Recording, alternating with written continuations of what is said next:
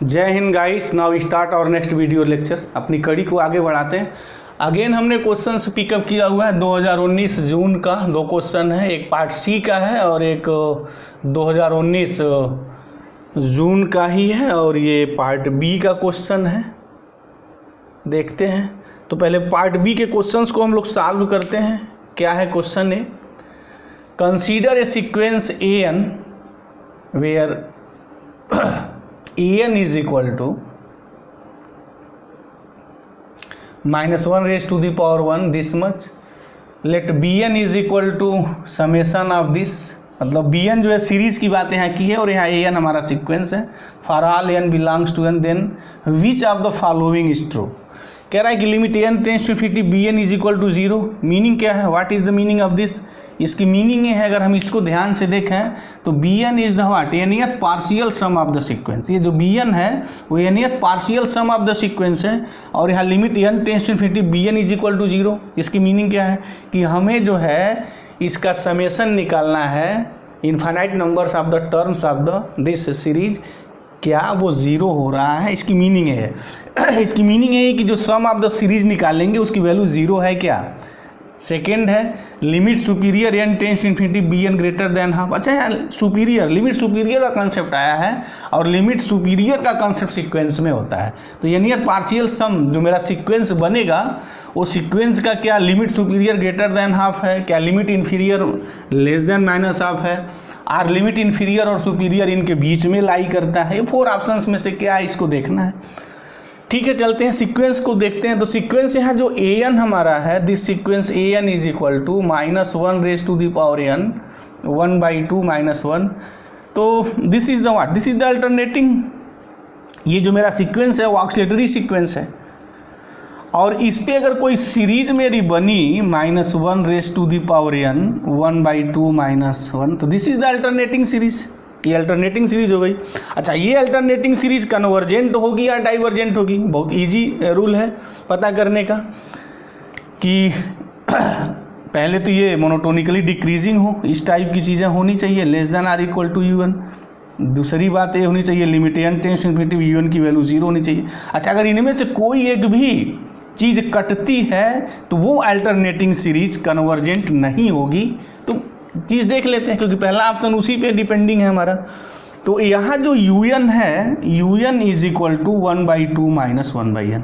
अच्छा, un के साथ एक खासियत होती है greater than or equal to 0 for all n, लेकिन यहाँ जो है n greater than or equal to 3 के लिए ये बात तो ट्रू होगी क्योंकि n इज इक्वल टू जब 1 लिखेंगे 2 लिखेंगे तो ये 0 हो जाएगा, 1 लिखेंगे तो निगेटिव हो जाएगा। तो जो अल्टरनेटिंग जो चीज़ मेरी चलेगी पॉजिटिव निगेटिव 0 हो जाएगा। n greater than or is equal to 3 के लिए हमारा जो ये जो सीक्वेंस है वो अल्टरनेटिंग पॉजिटिव और निगेटिव होगा। ठीक है, राइट। तो लेकिन un जो है ये मेरा पॉजिटिव होना चाहिए, तो 1 के लिए तो पॉजिटिव आएगा नहीं। तो n greater than or equal to 3 के लिए ये हमारी एक सीक्वेंस ऑर्डर मिलेगा। तो अब ये सीरीज कन्वर्जेंट कब होगी? कि जब limit n tends to infinity un की वैल्यू 0 हो जाए। तो limit n tends to infinity un क्या है? 1/2 -1/n, ये हाफ हो गया and this not is equal to 0। अब यहाँ हमने देखा ही नहीं कि ये सीक्वेंस मेरा मोनोटोनिकली डिक्रीजिंग है और इंक्रीजिंग है, कुछ भी हो, बट ये लिमिट यहाँ 1/2 है वो 0 नहीं है। तो ये जो मेरी अल्टरनेटिंग सीरीज जो ये बनेगी ना, ये कन्वर्जेंट नहीं होगी किसी कीमत पे। तो limit n tends to infinity bn is equal to 0, यानी जो nth पार्शियल का सम हम निकालेंगे या जो सीरीज का जो सम आएगा वो 0 होने का मतलब कि कन्वर्जेंट है, या तो कन्वर्जेंट है नहीं, this series is not convergent, तो 0 होने की संभावना नहीं होगी। तो ये मेरा जो होगा कैंसिल हो जाएगा। अब सुपीरियर और इन्फीरियर की बात है। तो सुपीरियर और इन्फीरियर हम लोग तभी निकालेंगे जब हम लोग bn की वैल्यू निकाल लें। तो चलते हैं सम निकालते हैं, क्या है इसका देख लेते हैं। bn is equal to what? जो bn है हमारा वो ये है, bn is equal to summation k vary from 1 to n ak है। तो चलते हैं, summation k vary from 1 to n ak क्या हो जाएगा? -1 raise to the power k 1/2 -1/k। अब वैरी करते हैं, देखते हैं क्या आता है। तो bn is equal to k is equal to, अगर मैं 1 सब्स्टिट्यूट कर दूं यहाँ तो ये माइनस हो जाएगा और इसके साथ जो वैल्यू आएगी -½ दिस और ये +1 हो जाएगा। प्लस 2 लिखेंगे तो एज इट इज़ रहेगा दिस, 3 लिखने पे तो ये माइनस हो जाएगा, और माइनस जब यहाँ लिखेंगे तो -1/2 + 1/3 हो जाएगा।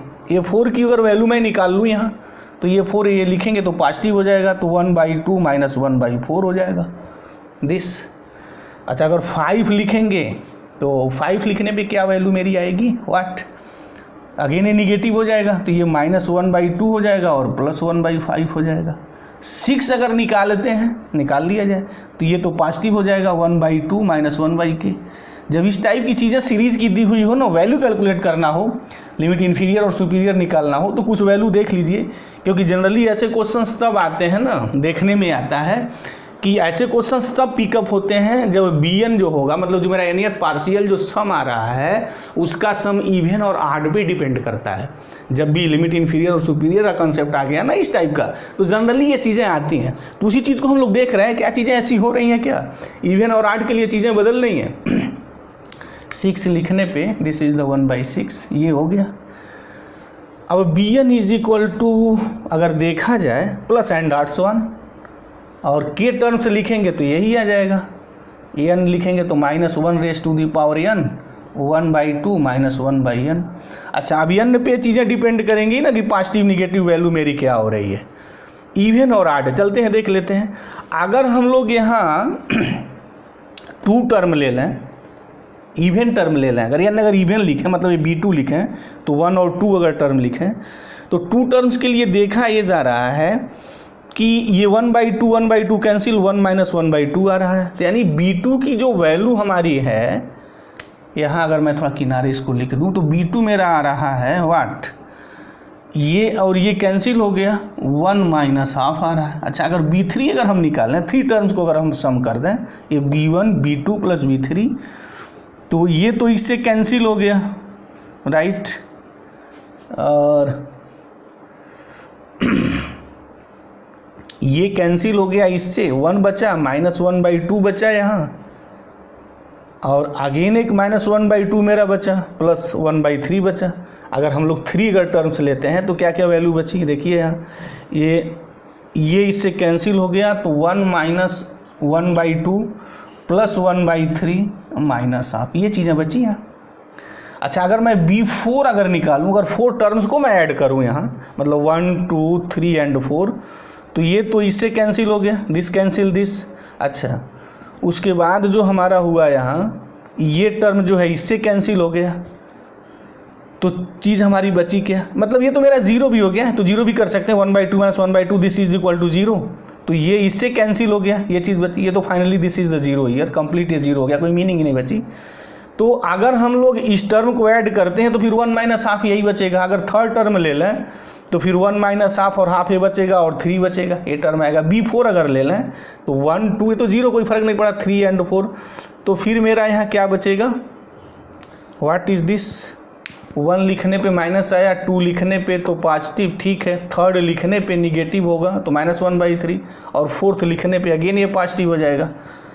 तो फोर्थ लिखने पे क्या आएगा, क्या चीज़ कैंसिल होगी कि ये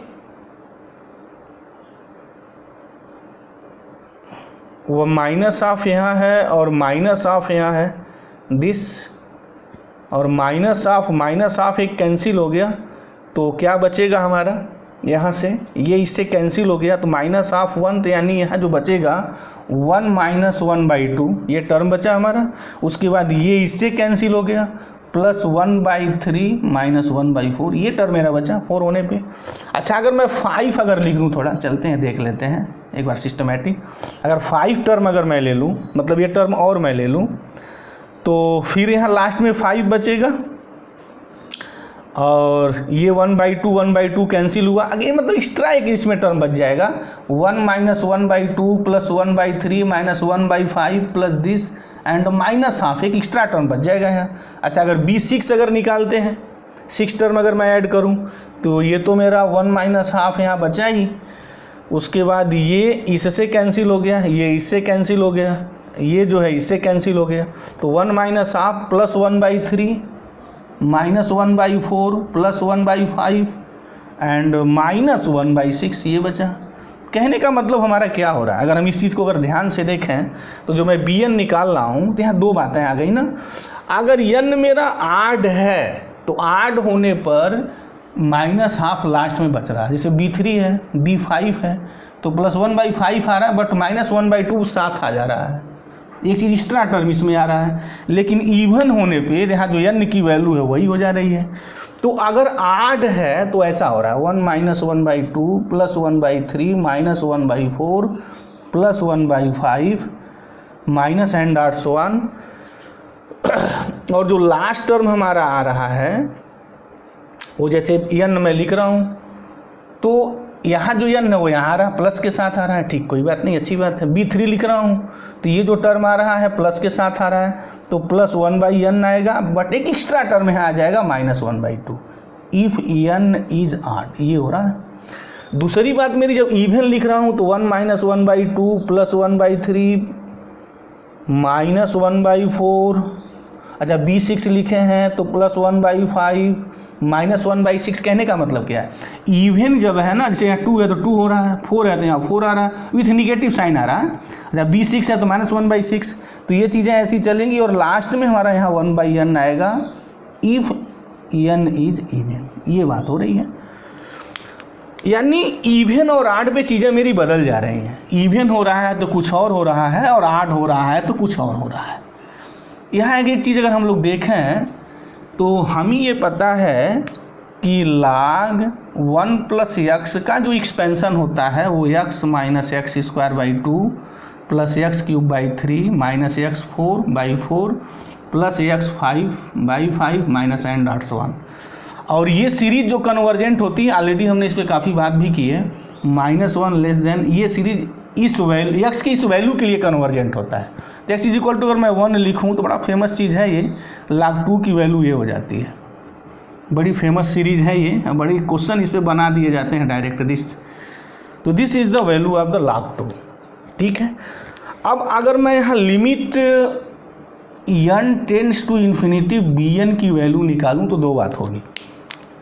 ये क्या होगी, हमारी चीज़ ऐसी चलेगी 1 - 1/2 +1/3 -1/4 +1/5 माइनस, ऐसे चलेगा पूरा। और जो लास्ट टर्म इसका आएगा इन्फिनिटी लिखने के बाद जो लास्ट होगा -1/2, एक तो पूरा ये log 2 का हो जाएगा। ये जब मेरा n जो है वो आड है दिस, और दूसरी वैल्यू एक आ रही 1 - 1/2 +1/3 -1/4 प्लस एंड आर्ट्स 1। इसमें लास्ट टर्म तो हमारी पूरा जो है log 2 की चीज़ चल रही है, इफ़ n इज इवन, ये बात हो रही है। यानी limit n tends to infinity bn की जो मेरी वैल्यू आएगी, यहाँ से यहाँ तक तो हो गया log 2 -½ और ये टोटल हो गया मेरा log 2। ये हो गया इफ़ n इज आड, और यहाँ इफ़ n इज इवन, ये बात आ गई। अच्छा, limit n tends to infinity bn जो सीक्वेंस है उसकी जो वैल्यू आती है वही मेरा लिमिट इन्फीरियर और लिमिट सुपीरियर डिफाइन करता है। मतलब ये, उसके बारे में थोड़ा मैं एक रिज़ल्ट लिख दूँ, उस आइडिया को थोड़ा डेवलप कर दूँ ताकि चीज़ों को समझने में आसानी हो जाए। कि कोई भी सीक्वेंस है अगर हमारे पास, और हम limit n tends to infinity निकालने जा रहे हैं, मतलब ये हम निकाल रहे हैं limit n tends to infinity an, इसकी वैल्यू हमारी जो है फाइनाइट तो मिलती है बट यूनिक नहीं मिलती, फाइनाइट बट नॉट यूनिक, ये हो सकता है। क्या क्या हो सकता है, एक मैं रिजल्ट बात यहाँ लिख दूँ, बड़ा काम आता है ये चीज़ें। और बिगिनर जो लिसनर स्टूडेंट जो इसको सीरियसली देख रहे हैं इसको नोट कर लें, finite but not unique, finite and unique, ये चीज़ हो गई। और थर्ड चीज़ हो गई इनफाइनाइट। अच्छा, यहाँ भी बात हो सकती है infinite but not unique, infinite but unique. तो इनफाइनाइट में प्लस इन्फिनिटी भी हो सकता है, माइनस इन्फिनिटी भी हो सकता है। अगर फाइनाइट बट नॉट यूनिक है तो ये इसके लिमिट पॉइंट्स होते हैं। अगर फाइनाइट एंड यूनिक है तो वो limit point converted into limit, तो ये लिमिट का कंसेप्ट आ जाता है। और ये और जो चीज़ें होती हैं ना, ये तो इनफाइनाइट हो गया, फिर एग्जिस्ट की ही बात नहीं हुई। फाइनाइट बट नॉट अगर यूनिक है, अगर लिमिट एक से ज़्यादा वैल्यू हो गई, this is the limit points, वो लिमिट नहीं होती है। तो अगर हम यहाँ इस चीज़ को देखें तो ये इसी चीज़ पे आ गया ना, this question depending on this. अच्छा, और दूसरा फाइनाइट एंड नॉट यूनिक है, तो इसमें जो बड़ी वैल्यू होती है वो लिमिट सुपीरियर होती है। तो देख लीजिए सबसे बड़ी वैल्यू क्या है, limit superior n tends to infinity b n की वैल्यू क्या होगी, इसमें सबसे बड़ी वैल्यू क्या है, सबसे बड़ी वैल्यू मेरी log 2 है दिस, और लिमिट इन्फीरियर जो होगी बी एन की वो कितनी हो गई, log 2 माइनस हाफ। ये बात मेरी आ गई। बस ऑप्शन को ठीक करना तो बहुत बड़ी चीज़ नहीं है, क्योंकि मुझे इस क्वेश्चन की एनालिसिस करनी थी, तो हमने इस क्वेश्चन की काफ़ी एनालिसिस की है। मुझे उम्मीद है कि ये बात बिल्कुल क्लियर हो गई। अब देख लिया जाए, यहाँ लिमिट सुपीरियर की जो वैल्यू है log 2 है, और log 2 की वैल्यू हमेशा 1/2 से ग्रेटर होती है, राइट। अच्छा, लिमिट इन्फीरियर निकला log 2 माइनस हाफ, ये ग्रेटर देन 2 है माइनस हाफ, तो इसकी वैल्यू तो जो है लेस देन हाफ हो जाएगी। तो फिर ऑप्शन में क्या था कि लिमिट सुपीरियर जो है b n greater than half है, तो फिर यही बात होगी, सेकेंड ऑप्शन से जो है मेरा ट्रू हो गया। ये तो है नहीं लेस देन माइनस हाफ नहीं है, निगेटिव नहीं है ये तो वैल्यू ग्रेटर देन 2 होती है, इसकी फिक्स्ड वैल्यू है। अच्छा, यहाँ लिखा है लेस देन माइनस हाफ, तो निगेटिव तो आया नहीं, ये तो पॉजिटिव नंबर है, राइट। और पॉजिटिव नंबर मेरा ऑलरेडी हमने निकाला, इसकी value fix, this is not less than -1, तो निगेटिव तो है ही नहीं, तो ये तो फिर कैंसिल हो गया, ये तो हमने प्रूफ ही कर दिया। अच्छा, less than or is equal to half, limit ऐसा तो है ना, is equal to half less नहीं है, ये चीज़ें नहीं है, तो ऑप्शन 4 भी मेरा जो है वो कैंसिल हो गया, कैंसिल आउट। तो ये बात बिल्कुल क्लियर हो गई होगी। अब हम लोग जो सी पार्ट्स का क्वेश्चन था 19 जून में, उसको देखते हैं। हालांकि वो इनफाइनाइट सीरीज पे नहीं है, बट बार बार मैं कहता रहा हूँ, इनफाइनाइट सीरीज और पावर सीरीज में कोई बहुत बड़ा डिफरेंस नहीं है, बस एक आकी रिजल्ट्स पे वो चीज़ें मूव करती हैं, तो उसको भी लगे हाथ देख लिया जाए वो क्या है। पावर सीरीज पे जनरली क्वेश्चंस आते रहते हैं, और ये भी इम्पॉर्टेंट है पावर सीरीज भी, और इसका भी हम लोग ट्रीटमेंट इनफाइनाइट सीरीज जैसा ही करते हैं। पूरी चीज़ थोड़ी बहुत चेंजिंग हो जाती है, वहाँ रेडियस ऑफ कन्वर्जेंस का कंसेप्ट आ जाता है फार्मूले पे, और वो सब सारी चीज़ें उस पर मूवमेंट हो जाती हैं। बाकी चीज़ें तो एज इट इज़ हैं, कोई बहुत बड़ी प्रॉब्लम नहीं।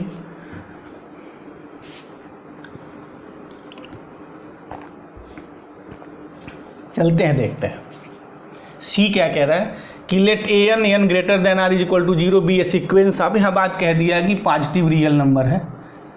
चलिए, देन फॉर के की वैल्यू यहाँ दिया हुआ है limit superior n tends to infinity mod of n raise to the power n, और ये जो फार्मूला है ना वो रेडियस ऑफ कन्वर्जेंस का है, मीनिंग जो के जो दिया हुआ है k is equal to limit superior n tends to infinity, limit superior की बात कर रहा है, mod of a n is equal to 1/n।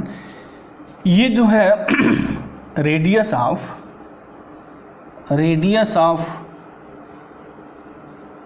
Convergence of power series summation a n x raise to the power n, ये है this. यानी यहाँ जो के जो है ना वो, अच्छा सॉरी, ये 1/, रेडियस ऑफ कन्वर्जेंस होता है ना, ये फार्मूला 1/, हो जाता है दिस, यानी मीनिंग जो है ये 1/r दिया हुआ है। मतलब कि अगर ये फार्मूला लिखा हुआ है और ये पावर सीरीज गिवन है, तो मीनिंग ये हो गई कि के की जो वैल्यू है वो 1/r दी हुई है, this is the radius of the power series. तो then if k is equal to, अच्छा राइट, तो which of the following are true. अब ये बताना कि इसमें से कौन सा ट्रू है। तो अब आर की वैल्यू हम लोग निकाल लें, यहाँ आर की जगह हमारा एक्स हो गया है, यानी जो रेडियस ऑफ कन्वर्जेंस हम लोग आर लिखते हैं 1/r क्या हो जाएगा, ये भी फार्मूला होता है limit n tends to infinity mod of a n plus 1/n, जो भी सुप्रीमम वैल्यू आती है, या ये भी होती है limit n tends to infinity, जो सुपीरियर वैल्यू आएगी ए एन 1/n। कुछ कौशी रूट टेस्ट जैसा फार्मूला है ये। तो 1/r की वैल्यू हमारी हो गई के, तो this implies r is equal to 1/k, ये हो गया। अभी अगेन एक रिजल्ट है कि अगर आर 0 मिलती है तो जो हमारी अगर रेडियस ऑफ कन्वर्जेंस अगर 0 मिलता है तो सीरीज़ कहीं भी कन्वर्जेंट नहीं होती है। अगर आर इन्फिनिटी मिलता है तो सीरीज इज कन्वर्जेंट एवरीवेयर। बस इसी रिजल्ट पे बना हुआ है। एक तो एक फार्मूला है, ये फार्मूला है जिस फार्मूले पे चीज़ दी हुई है। दूसरा आर 0 और आर इन्फिनिटी पे गेम खेली गई है। तो देख लिया जाए, अगर k इन्फिनिटिव होगा, if k is equal to infinity तो r की वैल्यू 0 हो जाएगी। अच्छा, अगर r की वैल्यू 0 हो गई तो इसका मतलब कि सीरीज कहीं भी कन्वर्जेंट नहीं है। तो यहाँ लिखा is convergent for r greater than 0, नहीं, रॉन्ग ईयर, कन्वर्जेंट ही नहीं होगा, नो वेयर कन्वर्जेंट। वो ऑलरेडी रिजल्ट ही है कि अगर रेडियस ऑफ कन्वर्जेंस r 0 हो जाए तो सीरीज कहीं भी कन्वर्जेंट नहीं होती है except x is equal to 0। x is equal to 0 पर कन्वर्ज होती है, बाकी उसके अलावा कहीं भी कन्वर्जेंट नहीं होती है, और उसी को हम लोग कहते हैं nowhere convergent. Second, if k infinitive, अगर k इन्फिनिटिव लिखेंगे अगेन बात यही है तो r 0 आएगा। Then is not convergent for r greater than 0, कि ये r ग्रेटर देन 0 के लिए कन्वर्जेंट नहीं है तो नो वेयर कन्वर्जेंट, कहीं भी कन्वर्जेंट नहीं है। तो फिर r ग्रेटर देन 0 के लिए तो अच्छा only for r greater than 0 लिखा होता तो अगर ऑप्शन में होता ओनली फॉर तो फिर ये क्वेश्चन फंस जाता। लिखा है is not convergent for all greater than 0, मतलब r ग्रेटर देन 0 की जितनी भी वैल्यू है कहीं भी कन्वर्जेंट नहीं है। जबकि रिजल्ट ये होता है कि अगर k इन्फिनिटी मतलब r 0, अगर रेडियस ऑफ कन्वर्जेंस 0 है तो कहीं भी कन्वर्जेंट नहीं है, तो r ग्रेटर देन 0 के लिए भी कन्वर्जेंट नहीं होगा। तो hence option 2 is right here. लेकिन अगर यही लिख देता है is not convergent only for r greater than 0 तो फिर ये रॉन्ग हो जाता। तो CSIR नेट में ऑप्शन पे भी क्वेश्चंस घुमाए जाते हैं, this concept keep in mind here. तो लिखा है is not convergent for r greater than 0, r greater than 0 पे कन्वर्जेंट नहीं है तो सही बात है, कहीं भी कन्वर्जेंट नहीं है तो r ग्रेटर देन 0 के लिए नहीं है, r less than is equal to 0 के लिए नहीं है। लेकिन अगर r इज इक्वल टू 0 लिख देता तो फिर r इज इक्वल टू 0 पे सीरीज कन्वर्जेंट हो जाएगी। ठीक है, थर्ड क्या है, k इज इक्वल टू 0। अच्छा, k 0 कब मिलेगा, नहीं k 0 है तो अगर k 0 मिलेगा तो r इन्फिनिटिव होगा। तो अगर r इन्फिनिटिव है तो series everywhere convergent for all value of r, then is convergent for all greater than 0। तो फॉर ऑल ग्रेटर देन 0 नहीं, फॉर ऑल r ये हो जाएगा कि अगर रेडियस ऑफ कन्वर्जेंस अगर इन्फिनिटिव हो गई तो r की सभी वैल्यू के लिए वो सीरीज कन्वर्जेंट हो जाएगी। तो फिर r ग्रेटर देन 1 के लिए भी कन्वर्जेंट हो जाएगी, r ग्रेटर देन 0 के लिए। तो is convergent for all greater than 0, yes, option 3 is absolutely right, ये भी सही है। अच्छा, इज नॉट कन्वर्जेंट, ऐसा तो कुछ रिजल्ट ही नहीं है, ये तो कन्वर्जेंट होता है इसके लिए, और यहाँ कहा नॉट कन्वर्जेंट, नहीं, दिस इज नॉट पॉसिबल, ये संभव ही नहीं है, ये तो रिजल्ट के अगेंस्ट हो गया। तो ऑप्शन 4 इज डिस्कार्टेड हियर, कैंसिल हो गया। तो इसका जो ऑप्शंस रहा है 2 और 3, और ओनली 2 और 3 रिजल्ट पे क्वेश्चंस बनाया गया था। और सी पार्ट का क्वेश्चन ईजी था in comparison to the part B, क्योंकि पार्ट बी थोड़ा लंबी लगा, और पार्ट सी तो रिजल्ट। तो एक चीज़ यहाँ देखने से क्या मिला कि पार्ट बी का क्वेश्चन लेंदी है 2019 जून में, बट पार्ट सी का क्वेश्चन जो है बी के कंपेरिजन में ईजी है। तो ऐसी चीज़ें चलती रहती हैं। तो मुझे उम्मीद है कि इस क्वेश्चन के पीछे जो लॉजिक और कॉन्सेप्ट रहा है पूरी बात तो समझ में आ गई होगी। अगर कहीं कोई डाउट है कहीं भी किसी प्रकार का तो आप कमेंट बॉक्स में जाइए, कमेंट करिए, हम उसका बखूबी जवाब देंगे। अब इसके आगे हम लोगों का जो क्वेश्चन बचा हुआ है नेक्स्ट वीडियो लेक्चर्स में हम लोग उस क्वेश्चंस को सॉल्व करेंगे। तो thank you very much guys, जय हिंद।